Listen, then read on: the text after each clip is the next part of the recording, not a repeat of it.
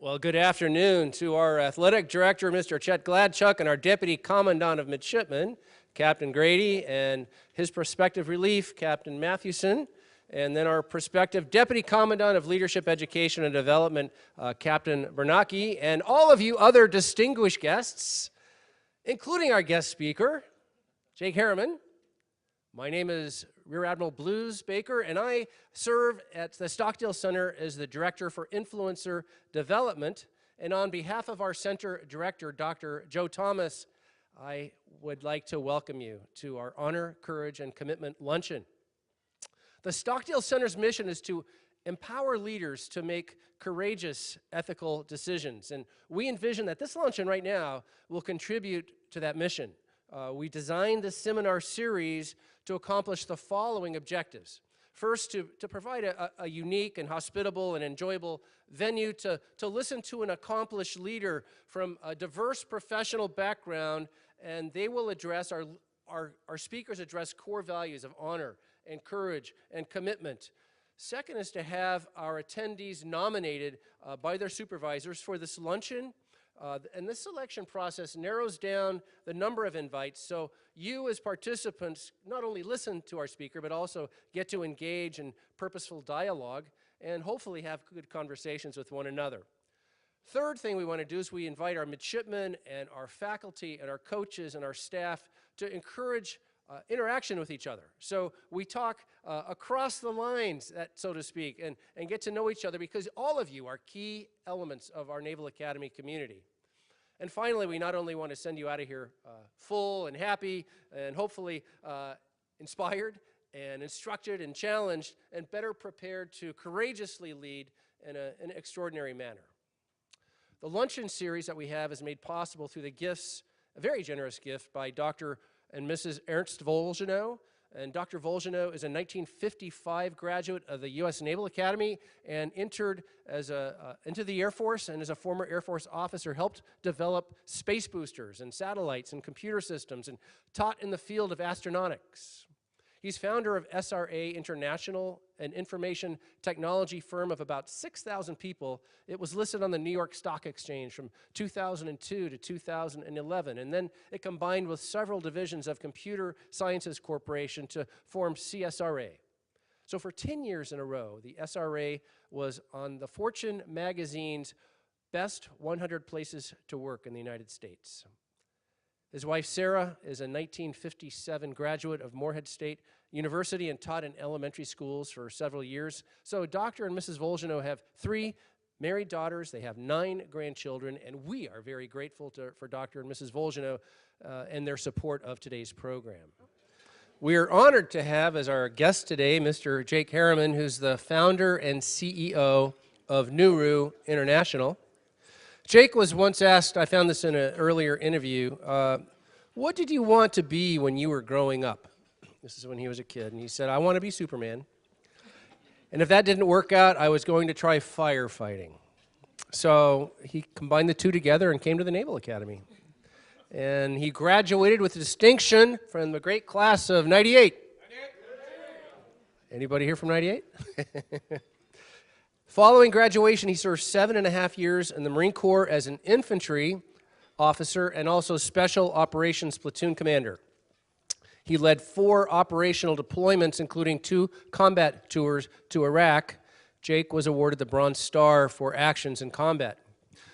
And from that experience, Jake realized that the war on terror cannot be won on the battlefield alone. And Jake transitioned out of the military and enrolled in the Stanford Graduate School of Business.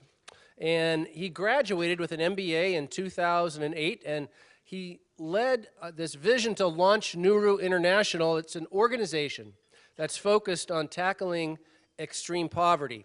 So Nuru is operating in the poorest districts of Kenya and Ethiopia and other really challenging places in Africa. To date, Nuru has enabled over 100,000 people to lift themselves out of extreme poverty. And Nuru's ultimate goal is to create a thorough roadmap toward eradicating poverty that can be shared with other NGOs worldwide. Jake has been honored at the White House as a champion of change. He was selected as the Dalai Lama's unsung hero of compassion and featured in profile pieces by Forbes and Huffington Post and ABC News. So we are very fortunate today to have Mr. Harriman here, and we'd like to now welcome you. And let's give him a big Go Navy welcome.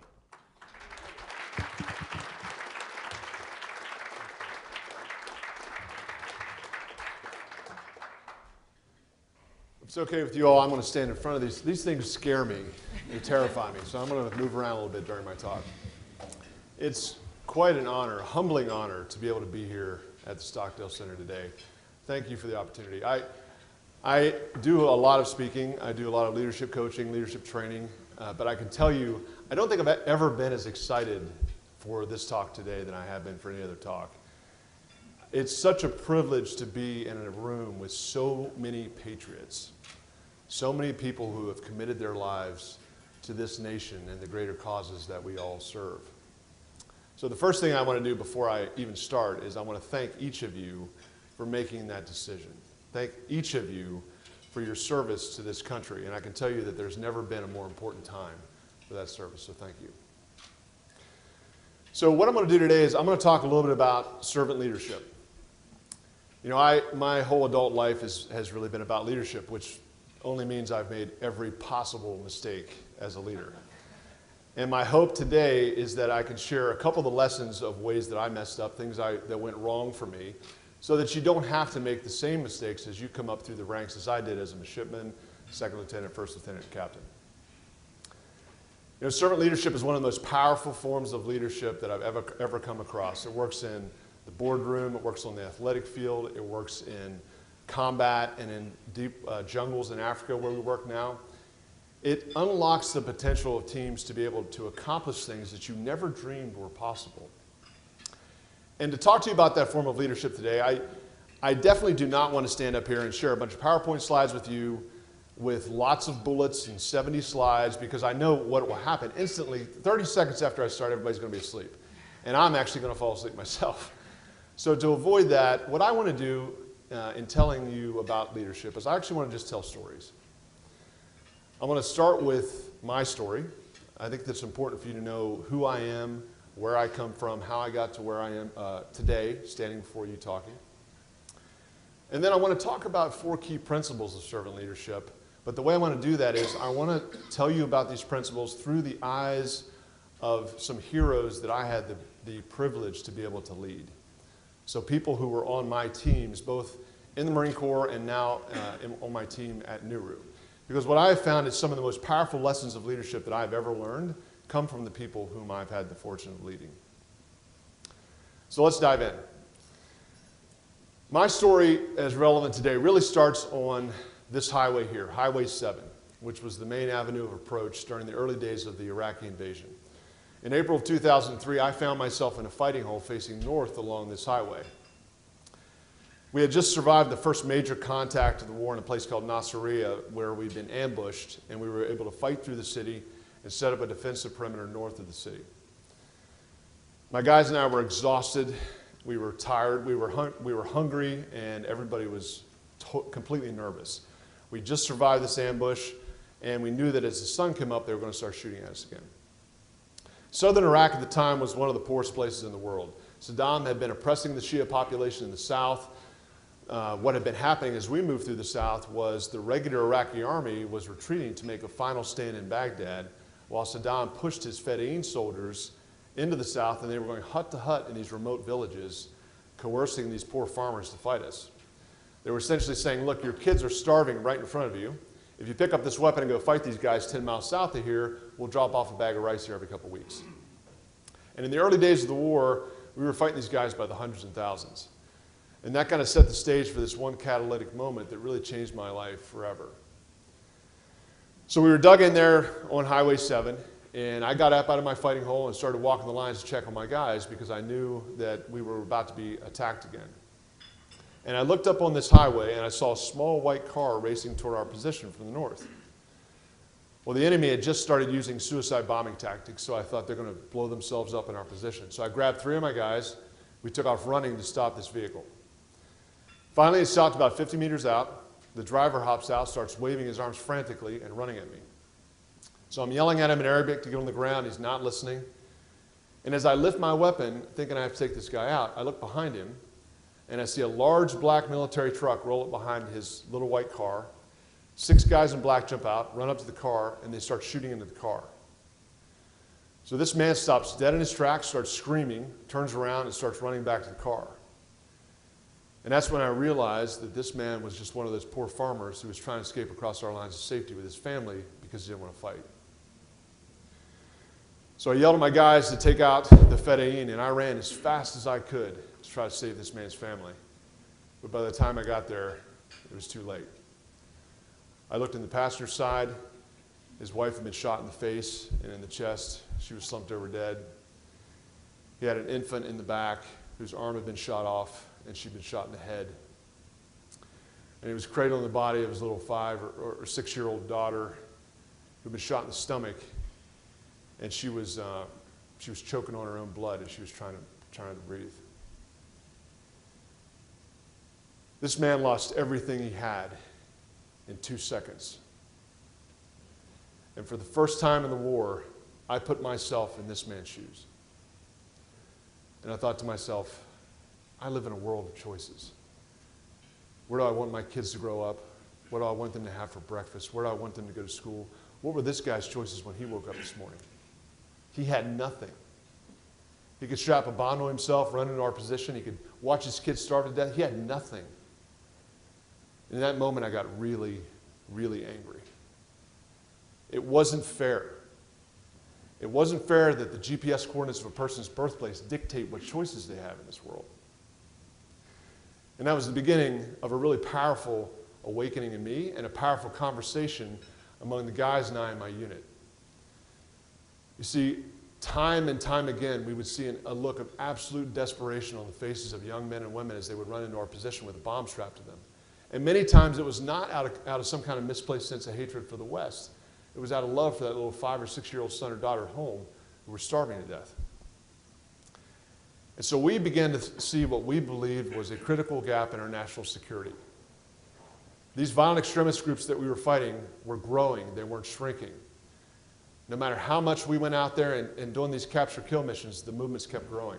And yes, we needed to take out the bad guys. There are some evil people out there, and we need our military forces to take those individuals out. But we began to see that if we could not address this desperation that was fueling the growth of these violent extremist groups, we weren't going to be able to win. We were going to be back in the same villages, the same locations, 6 months later, trying to capture and kill the same guys again, and losing some of our own best people in the process. And you know, the government had us out there trying to solve the problem too. We were in these villages trying to help these farmers have choices, but we were operators trained to take out targets. We were not trained to help farmers increase crop yields.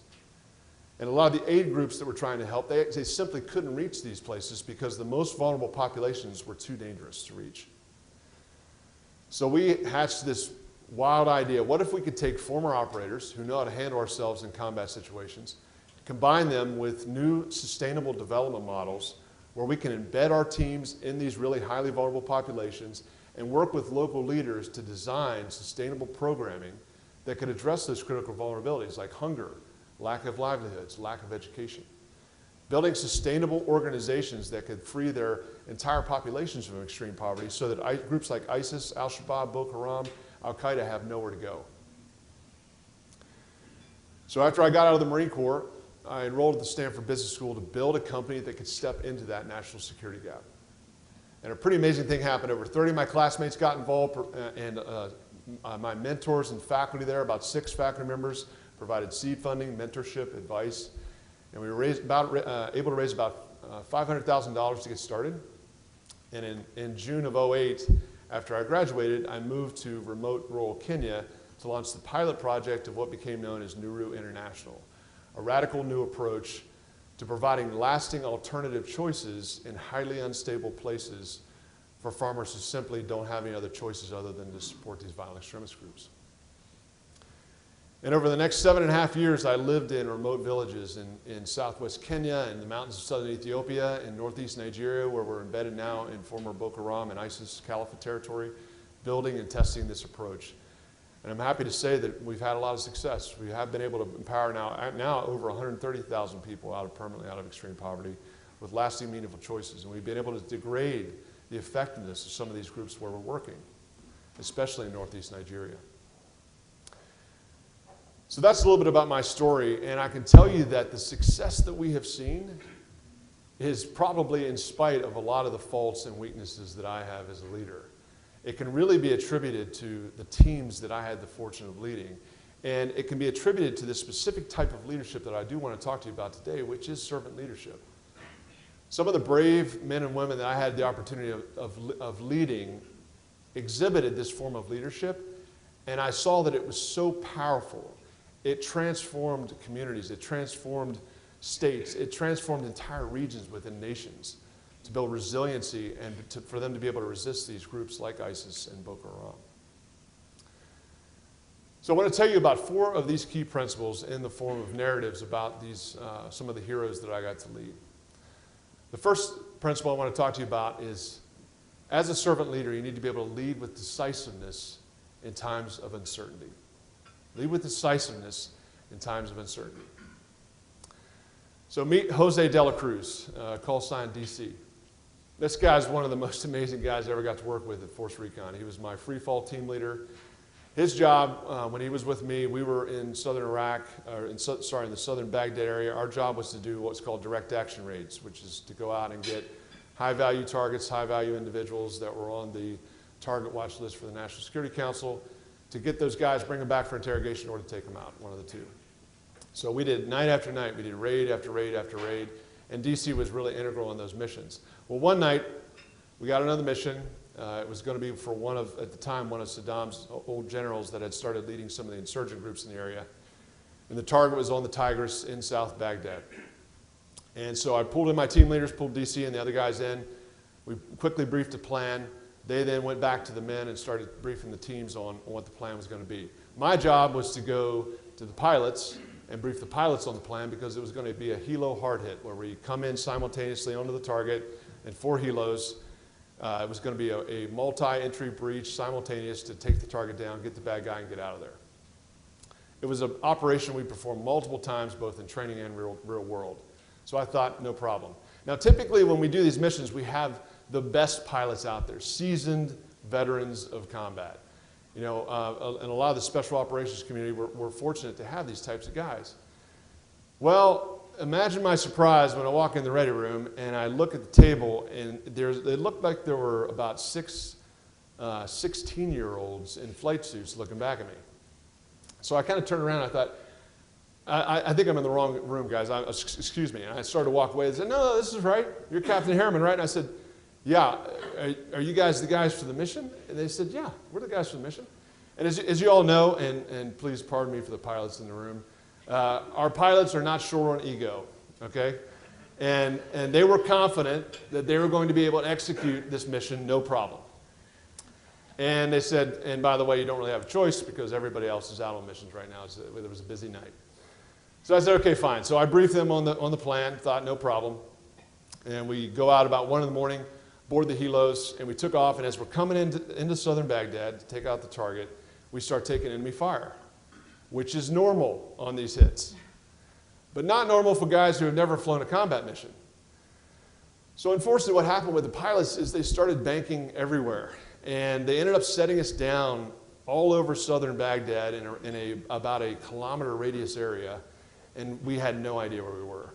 One of the helos, the pilots did a great job, set the guys right down on the target, but there were only 6 of them, and there were about 20 bad guys on the target. So they were engaged in a fight. So as I hit the deck, I was on the bird with DC. DC gets out, starts setting the men in the perimeter, and I'm on the headset, and in this ear I'm hearing the birds overhead who are telling us what's happening on the target.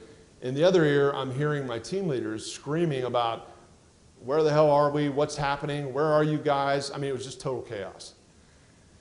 And I knew I had one team on the target, and they were in a lot of trouble. And I'm sad to say, with all that chaos and all that uncertainty, and all the things I've been taught as a leader, in that moment, I froze. I was paralyzed. I didn't know what to do. And thankfully, I had this guy. DC saw what was going on, that I was just standing there like an idiot, and he ran up and he just punched me in the chest. And said, "Hey, sir, you got to snap the F out of it." And I said, "Well, what are we going to do? We got this, we got this." He's like, "Hey," and he grabbed my helmet and started shaking. "You got to calm down." And I said, he's like, "Listen, take 3 minutes. No one's going to die in the next 3 minutes, okay? Take 3 minutes and calm yourself down and think about the assets we have available."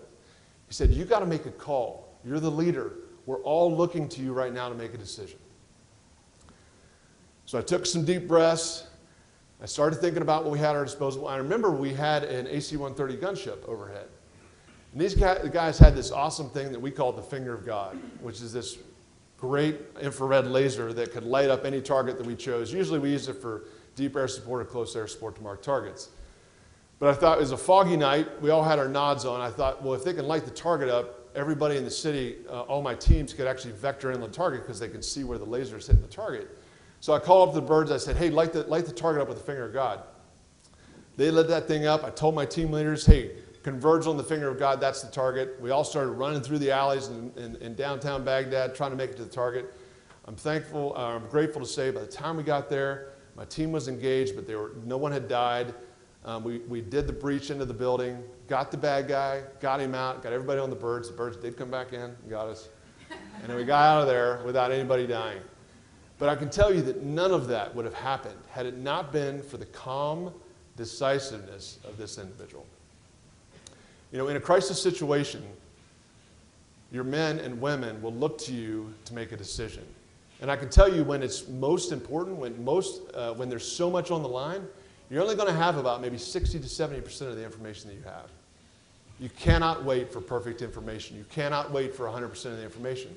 Those that do are leaders that sit on the bench. Those that do are leaders that miss out on opportunities. Those that do are leaders who lose people when it matters. Lesson number 2, lead with humility. Okay, I'm done telling you war stories for a second. I'm going to talk a little bit about these folks I got to work with in Africa. So meet Milka Marwa. So my first week on the ground in Kenya was a pretty crazy week. I thought I was a smart kid from Stanford, this tough operator. I could go in here and I could take on anything. Well, the first week I was there, I got attacked by thieves. We got attacked by black-widow spiders, safari ants. We had an earthquake. I got malaria. And the last day of the week, which was my birthday, I got struck by lightning. You can't make this stuff up. And I had never quit anything in my life, but I was ready to quit. And I went over to the hut next door to me, to an old man named Philip, who it was a Kenyan I'd agreed to partner with. And I said, "Philip, I'm not cut out for this, man. I know I told you I was coming here with my team. We're going to provide these resources. We're going to do this thing, but somebody does not want me here. And I'm packing my bags with my team. We're getting out of here." He said, "Listen, Jake, before you leave, I want you to think about something. I know you've had a bad week. Got it. But those women in that village we visited this week, they had a pretty tough week too. You got malaria. We got you to the clinic. We got you the medication. You got better. Some of their kids this week died because they couldn't get the medication, because they couldn't afford the transport just to get to the clinic. They had a bad week last week too because they couldn't feed those kids anything but 1 week meal of porridge per day. You know, you had one bad week. These people have a bad week every single week. But if you stay here, we can transform this place so that these people never have a bad week ever again." I mean, how do you say no to that? So I stayed, and I started working with the local population. And this woman was one of those first women that I met that first week. Her name was Milka. And as Milka was telling me her story, we were in her cornfield like this. And she was telling me this really sad story. She had 6 kids. 2 of the kids had died from malaria the previous week because she couldn't get the medication. She could feed her kids, like I said, 1 week meal of porridge a day because she only grew about 3 bags of corn on her 1 acre, and they needed 6 to survive. So she was in a really tough situation. And here I am, I'm thinking to myself, "Oh, this is great. I got this program I'm going to give you, and I'm going to solve all your problems." So I start telling her all the solutions that I'm going to do. I got program A, B, C, D, and I started going on and on, droning on and on about what I wanted to do. So she interrupted me. She said, "Stop." I said, "Excuse me?" She said, "Stop. I don't need you to tell me what we need here. I don't need you to tell me what the solutions are. I've been living here for 40 years with these other women in this group. We know what our needs are, and we've got some great ideas to solve these problems. What we need you to do is listen to us, and we need you to help us get started with the programs that we want to start." I was shocked. Here I thought I was this big shot coming from the States to solve these people's problems, and the real solution to the problem was right in front of me. This lady became one of the core members of the Nuru's organization on the ground. You know, in that first season she enrolled with us, she had these amazing ideas that she helped us design these programs. She was able to go from 3 bags of corn per acre to 18 in that first season. She could feed her kids. She sold the surplus to buy a plow cow, started her own business and plowing other farmers' fields. She eventually became a field officer and then a field manager for Nuru, working for Nuru in charge of 500 farm families in that region. And I tell you, when I go back to visit these guys, I steer clear of her because she's a total badass. She cracks the whip, and I'm afraid of her just like everybody else is. But what I learned from her is that humility is powerful. The 3 most important words that you can say as a leader are, "I am sorry." You have to be willing to admit your mistakes. You have to be able to listen to your people. You can't try to be some robot that's perfect, because you're not perfect. Guess what? You're not perfect, number 1. And number 2, your people know that. Okay? They need to be able to identify with you. They need to be able to know that you can get down on their level and understand their world perspective. The humble leader is always going to win in the end. Next lesson, lesson number 3, lead from the front. Meet Josephat. Josephat was another farmer, very much like Milka in Kenya, had similar challenges as he was coming up through raising up his family. He actually only got 2 bags of corn per acre on his small farm, and his kids were in a lot of trouble too.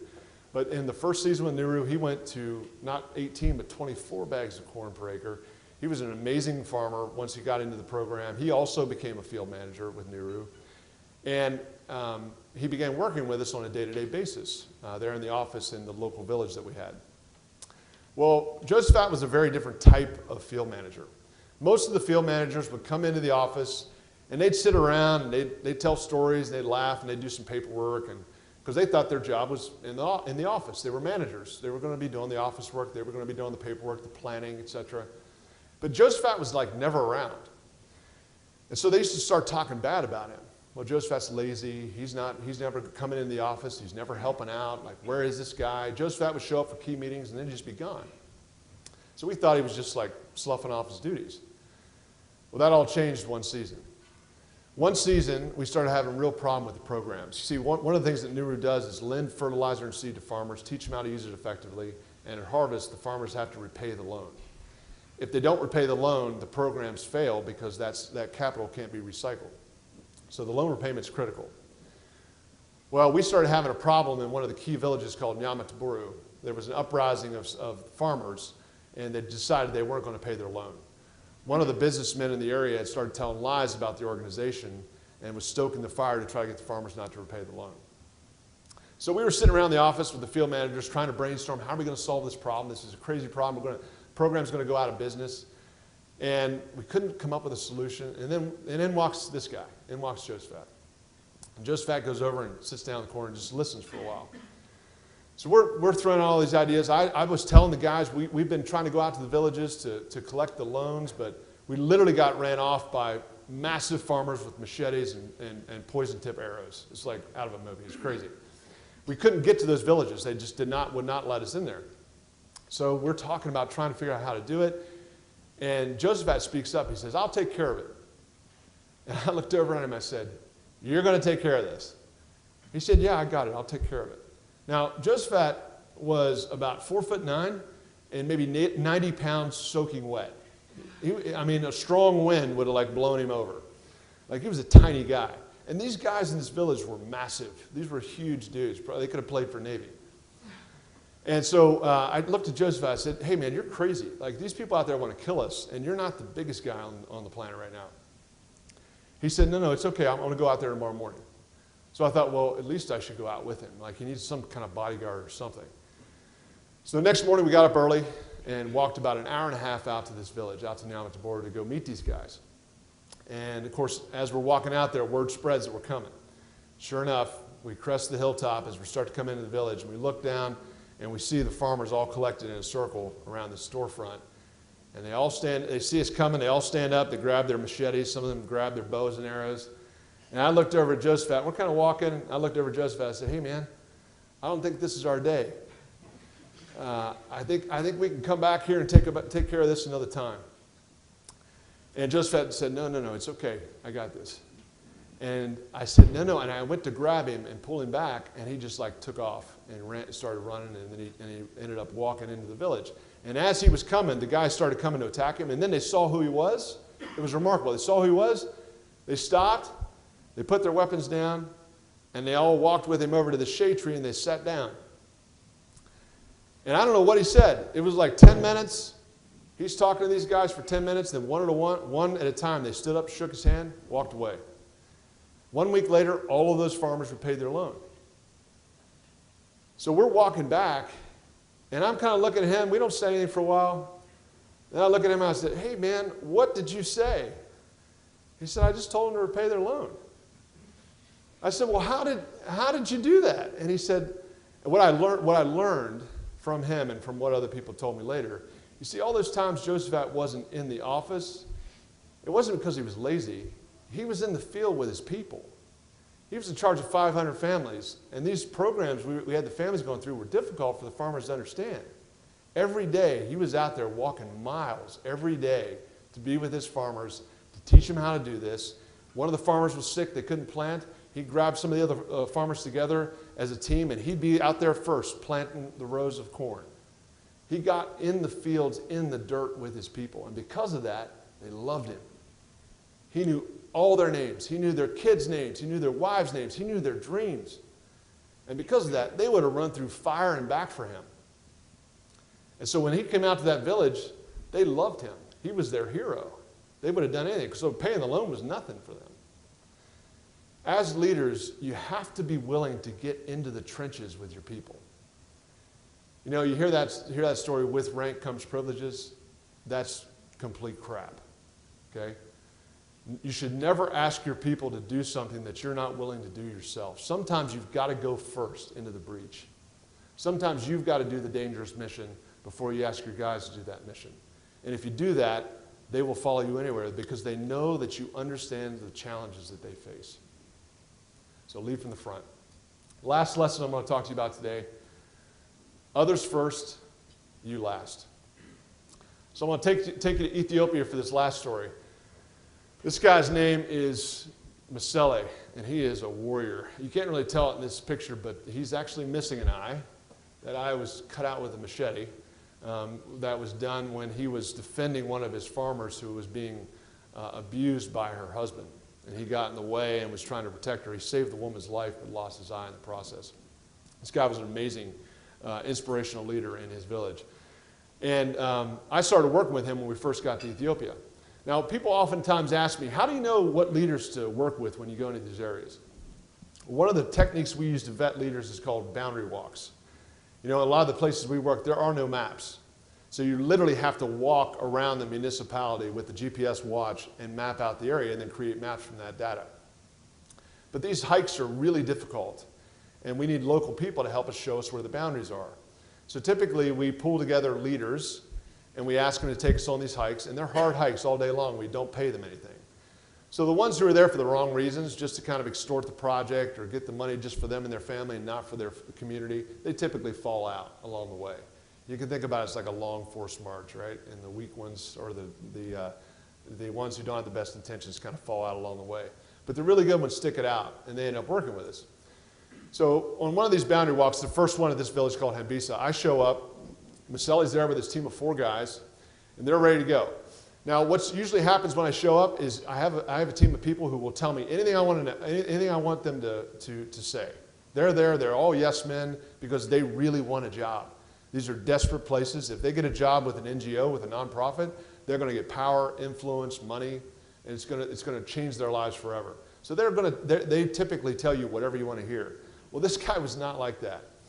I was sitting there lacing up my boots, ready to go, and he basically looked at me, and in Gamuni, the local language, said, "Hey, white guy, try to keep up." And he turned around and just took off up the ridgeline. And I was like, holy crap. So I started grabbing my stuff, and I started following this guy up the ridgeline, and he wore me out all day long, up and down these ridgelines doing this mapping. And about halfway through the day, we started to crest the ridge, and I'm exhausted with these guys walking. And we looked down the ridgeline, and there's a group of about 6 guys carrying a litter with a figure shrouded in white on top. And when we see this, Maselli, who's in the lead, darts down the ridgeline, takes off running toward these guys.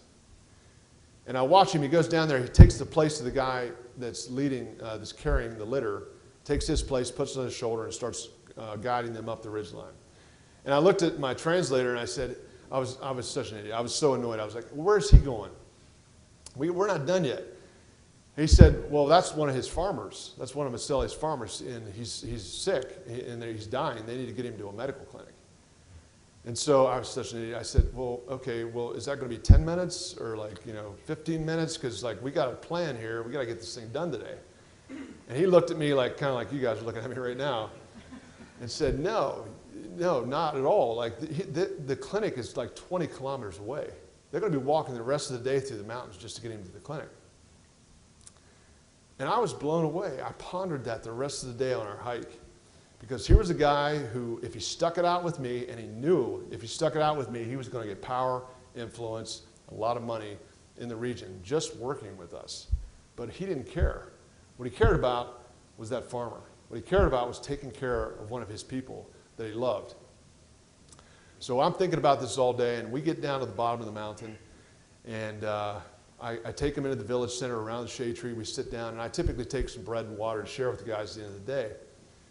So we look up as we're getting ready to eat, I look up, and here comes Maselli the other way down the road.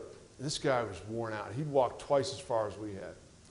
And he kind of collapsed into the circle with the rest of us, and he was the leader of all those guys there. So I took the food and the water, and I gave it to him. And he looked at it, and he was famished. He looked at it and looked around, and he just passed it to his guys. So his guys each took the basket. They took bread. They ate bread until they were full, drank water, passed it around to me. I took bread. I was eating. I passed it back to him. He looked at it. He passed it again. All of them took bread again, got around to me. I was embarrassed at this point. I kind of let it go by as well. And then he finally got bread, and he ate the crumbs. And I was blown away by this guy's sincerity and humility and the way he took care of his people. He didn't know what kind of leader I was looking for. He didn't know what kind of leader I was looking to hire. All he cared about was that these were his people. He wanted to take care of his people, put their needs first, and make sure that his community got whatever intervention that we were going to be bringing. As leaders, one of the most powerful ways that you can inspire your people is by putting their needs before your needs sometimes. If they believe that you're going to take care of them, we always talk about mission first, mission first. Yes, mission first, but people always.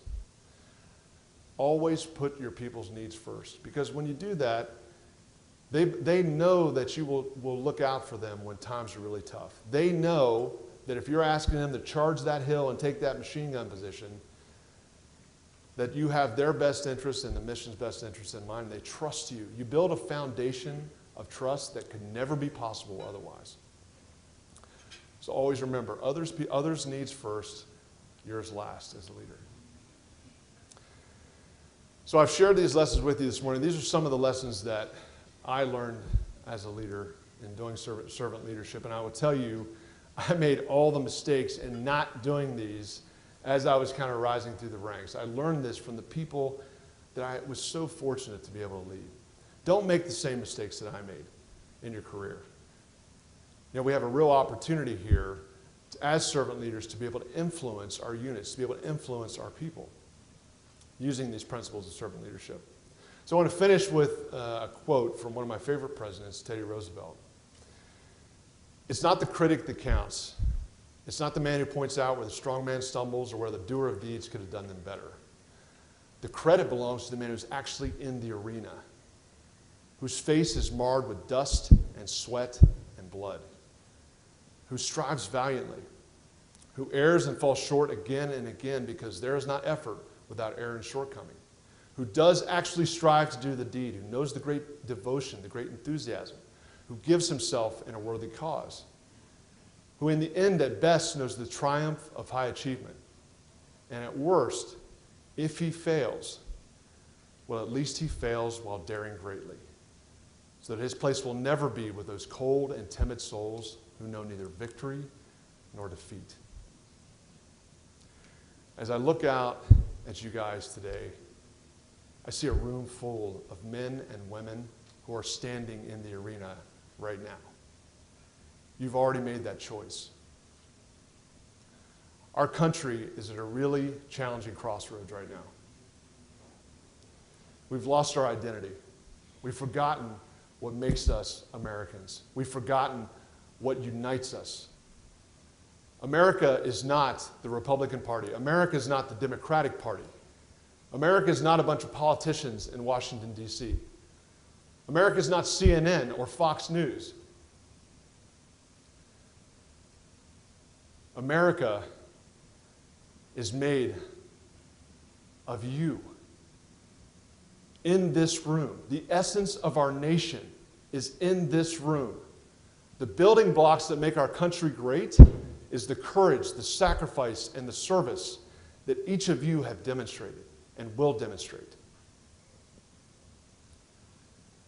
And so as you go out there and you lead these young men and women into harm's way for the greater good of freedom and the right thing and meaningful choices in countries around the world that have no hope, show them what America is. And never forget, as a nation, we must serve first if we're going to lead. And together, we can build a better nation and a better world to leave to our kids. Thank you. Don't leave yet.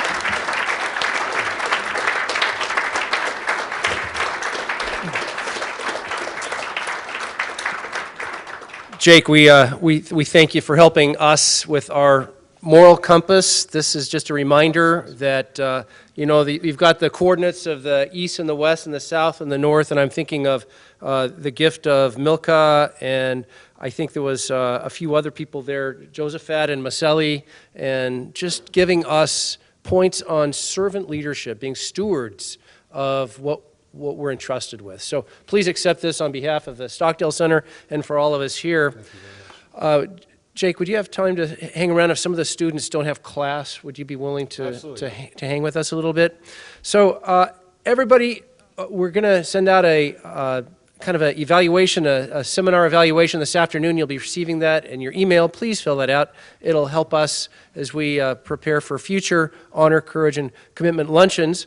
And as you exit, we also want to offer you Daniel Pink's latest book. It's called Win, The Scientific Secrets of Perfect Timing. It's been on the bestseller list of the New York Times and the Wall Street Journal and USA Today and the Washington Post. So it's a great book. It's very helpful. And as you're thinking of servant leadership, of leading with confidence and humility and leading from the front, just want to say once again on behalf of all of us, thank you.